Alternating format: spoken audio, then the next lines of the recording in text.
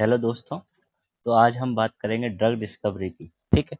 यहाँ पर drug drug discovery chart दिया हुआ है। ठीक। तो ड्रग डिस्कवरी चार्ट के बारे में हम जानेंगे कि आपका कोई न्यू ड्रग जब आता है मार्केट में तो उसको कितना टाइम लगता है, किस तरीके से वो सिंथेसाइज होता है। ठीक। तो उसकी हम बात करने वाले हैं। तो सबसे पहले हम एक आइडिया लगाते हैं कि किसी भी कंपनी के पास या कोई भी पर्सन है, ए एक्स हमारा पर्सन है, जिसके पास कितना 5000 से लेके 10,000 तक कंपाउंड है। ठीक है, 5000 से 10,000 तक कंपाउंड है, जिसमें से कि आपकी अलग-अलग स्टेप द्वारा हम देखें किस तरीके से आपका ड्रग सिंथेसिस होता है और किस तरीके से वो मार्केट में आता है। ठीक है।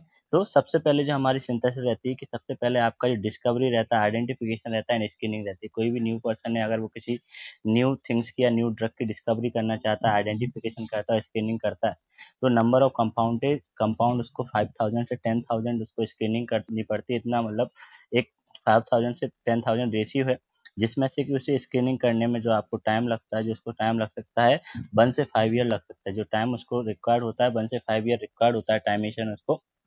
ठीक है। आफ्टर 1 टू 5 ईयर जब डिस्कवरी आइडेंटिफिकेशन स्क्रीनिंग के बाद आफ्टर उसको क्या रहता है कि उसमें से 5000 10,000 में से उसको ओनली 250 कंपाउंड या 250 ड्रग उसको ऐसे मिलते हैं जिस पे कि वो आगे वर्क कर सकता है या जिनका जिनका थेरेप्यूटिक एक्टिविटी निकल के आती है। ठीक है। तो उसको हम कहते हैं pre clinical testing, laboratory testing and animal study. इसमें क्या करते हैं, हम जो 250 आपके जो ड्रग हैं, 250 जो आपके प्रोडक्ट्स हैं, उनकी प्री क्लिनिकल टेस्टिंग करते हैं, लेबोरेटरी एंड एनिमल पर स्टडी की जाती है, उनके वेरियस रूप देखे जाते हैं। तो यहाँ पर जो आपके जो टाइम रिक्वायरमेंट रहता है, ड्यूरेशन जो ईयर्स हैं आपके, यहाँ पर जो आप स्लॉट देख रहे होगे, यहाँ पर आपको ईयर बताए गए हैं कि ईयर का आप स्लॉट है आपका ये। ठीक। तो 250 से उसको 250 प्रोडक्ट्स की जब वो स्क्रीनिंग करता है, टेस्टिंग करता है, तो इस प्रोसेस में उसको 3 ईयर 3 ईयर उसको रिक्वायर्ड रहते हैं, कम से कम 3 ईयर रखते हैं।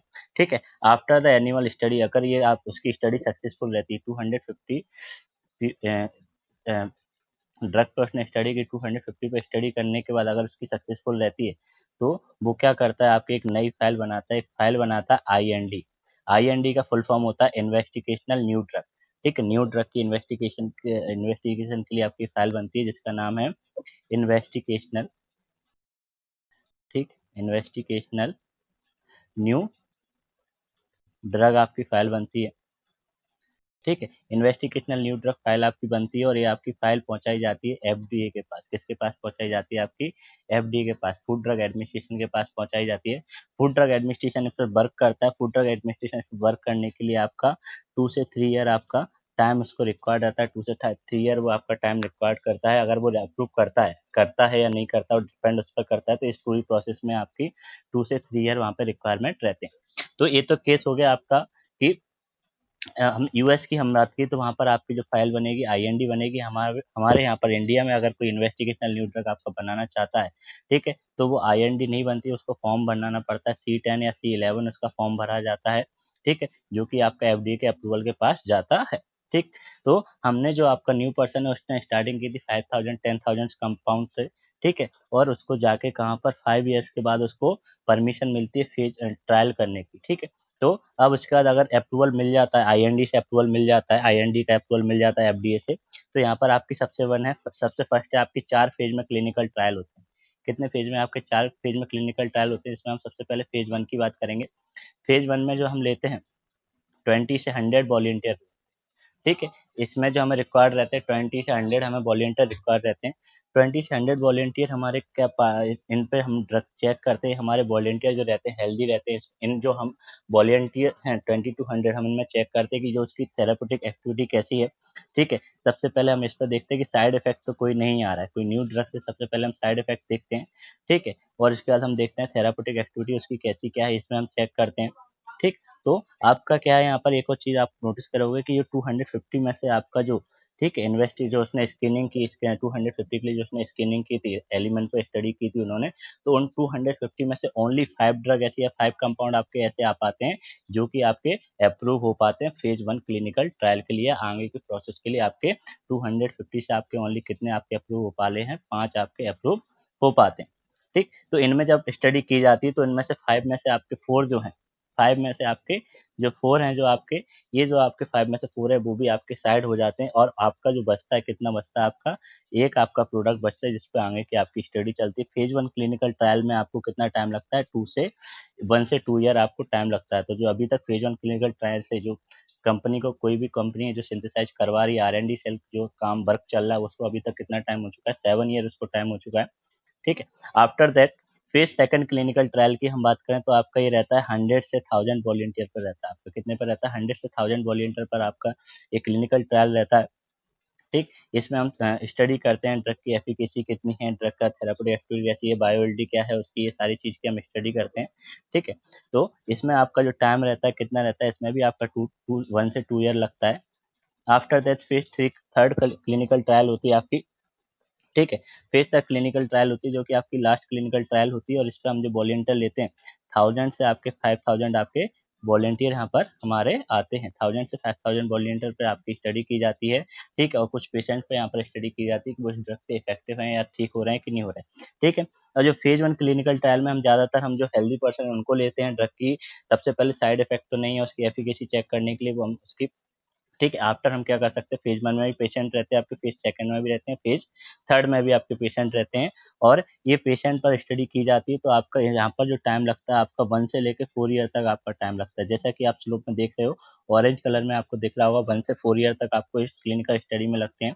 After after 13 year our research one product. ठीक है, after 13 year phase third process after completion, the file has submitted name NDA. NDA is new drug application. NDA file name is new drug application that submitted to FDA, Food Drug Administration, that submitted to FDA, and FDA take 1 year, to check the all the screening trial, phase trial, IND, clinical study, and approve or not approve in 1 year. Okay, तो approve in 1 year. तो after NDA क्या रहता है कि new drug जो application आपकी बनाई जाती है वो आपकी एफडीए को सबमिट की जाती है, और एफडीए जब उसको अप्रूव करता है तो जो फेज 4 जो आपका क्लिनिकल ट्रायल रहता है, ये आपका मार्केट का ट्रायल रहता है। किसका ट्रायल रहता है आपका, ये मार्केट का ट्रायल रहता है। ठीक है, मार्केट का ट्रायल आपका क्या रहता है कि यहाँ पर जो आपकी फेज 4 के बाद फेज एनडीए जब अप्रूव कर देती है तो जो कंपनी है उस ड्रग को मार्केट में ला सकती है, और मार्केट में अपना ब्रांड पब्लिश कर सकती है, उस ड्रग को अपना सेल कर सकती है, और यहाँ पर कंपनी क्या करवाती है, अपने नाम पे पेटेंट करवाती है। ठीक है, यहाँ पर कंपनी अपने नेम पे क्या करवाती है, पेटेंट करवाती है, और ये पेटेंट होता है। ठीक है, किसी भी कंपनी कोई भी ड्रग पे पेटेंट करवाती है तो आपका ये 20 ईयर तक के लिए आपका अप्लाई रहता है। कितनी ईयर तक का रहता है आपका, 20 ईयर तक का ये अप्लाई रहता है।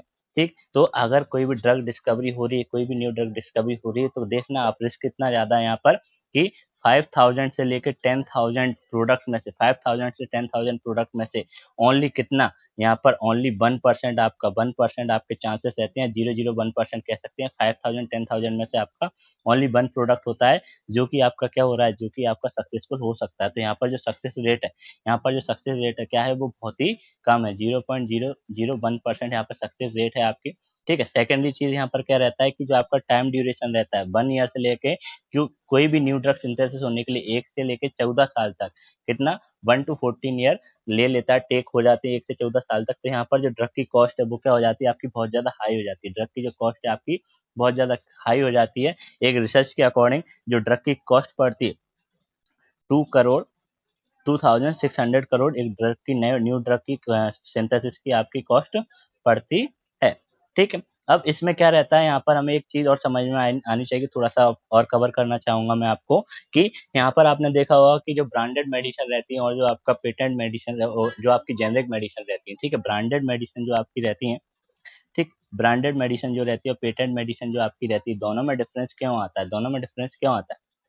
ठीक, पेटेंट मेडिसिन के बारे में मैं एक चीज़ और बताऊँ आपको कि जेनेरिक मेडिसिन के बारे में मैं आपको एक चीज़ और बताऊँ। जेनेरिक मेडिसिन आपकी क्या रहती हैं कि after the expiration of patent, ठीक है? After the expiration of patent, ठीक है? 20 ईयर का कोई भी कंपनी ने कोई ड्रग डिस्कवरी की, उसका 20 ईयर का पेटेंट रहता है, ठीक है? तो after the expiration of patent, 20 year का आपका पेटेंट एक्सपायर होने के बाद कंपनी का उस ड्रग को कोई भी उसी फॉर्मूले से क्या कर सकता है, उस केमिकल के नाम पे जो उसमें ड्रग है उसके नाम पे निकाल सकता है, उसको हम कहते हैं जेनेरिक ड्रग, हम उसको कहते हैं, उसको हम क्या कहते हैं, जेनेरिक ड्रग हम उसको कहते हैं। ठीक है, 20 ईयर के एक्सपायरेशन के बाद कोई भी उस ड्रग को उस फॉर्मूले के द्वारा निकाल सकता है जहाँ पे सारी चीजें सेम रहती हैं, तो उसको हम कहते हैं जेनेरिक मेडिसिन हम कहते हैं।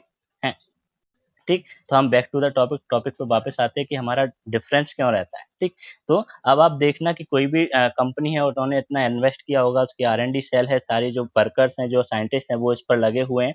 ठीक है, बहुत ज़्यादा टाइम लगता है, 5000 10,000 आपके कंपाउंड में से आपका एक एक कंपाउंड आपका वो हो रहा है वॉलंटियर, जो आपके फेज 4 जो चारों चारों फेज में जो आपके वॉलंटियर हैं, उन वॉलंटियर को लाया जाता है। तो ऐसा नहीं है कि प्रपोजल निकाला जाता है, जॉब के बेसिस से लोग आ जाते हैं, नहीं, उनको कन्विंस किया जाता है, उनको अच्छी रकम देनी पड़ती है और उनकी सारी सारी जो ज़िम्मेदारी रहती है वो कंपनी के ऊपर रहती है। तो यहाँ पर जो बहुत ज़्यादा खर्चा आ जाता है, इसलिए कंपनी क्या करती है, कंपनी को क्या मिलती है, मोनोपोली मिलती है। जो भी कंपनी या जो भी साइंटिस्ट इसको क्या करता है, रिसर्च करता है, उसको क्या मिलता है, मोनोपोली मिलता है। मोनोपोली मीन्स होता है एक अधिकार।